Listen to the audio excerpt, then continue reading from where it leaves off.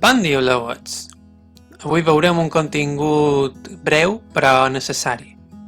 Sabeu totes les preposicions en català, quines són? Perquè jo de memòria no. En castellà hi ha com una mena de cançoneta, però en català no me sona que hi hagi res per l'estil.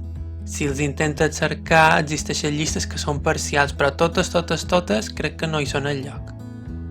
Com dic aquí baix, si dubteu si una cosa és una preposició i és aquí, és que no és una. Potser som massa ambiciós i me n'he deixat per error. Si qualcú troba una preposició que no és en aquesta llista ja ho és, però que m'ho digui i l'afegirem. Abans de dir-vos la llista, vull dir un parell de cosetes. Primer de tot, només esmentaré les preposicions simples i en la seva forma completa. De color blau, les àtones, i en verd, les tòniques.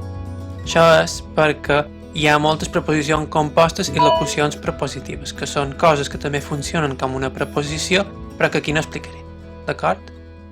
Aquí només apuntaré les preposicions que són una paraula. Has de tenir en compte que hi ha coses que són preposicions però que estan com una mica amagades, que canvien de forma arran d'una contracció o d'una apostrofació. Ara, més endavant, vos mostraré un parell d'exemples. Un tercer tipus de preposicions que afegirem aquí són unes de color gris, que seran adverbis que s'usen com a preposició i ometen de. És a dir, els que no l'ometen no els afegiré, necessitareu el diccionari per consultar, perquè hi ha moltíssims d'adverbis que poden funcionar com a preposició si afegeixes de després. I clar, la llista seria enorme. Paraules que són preposicions, ni més ni plus. Aquí tenim un exemple del tercer punt. Si teniu una oració i heu d'analitzar morfològicament que és pel, sembla una paraula, però són dues. És per més el.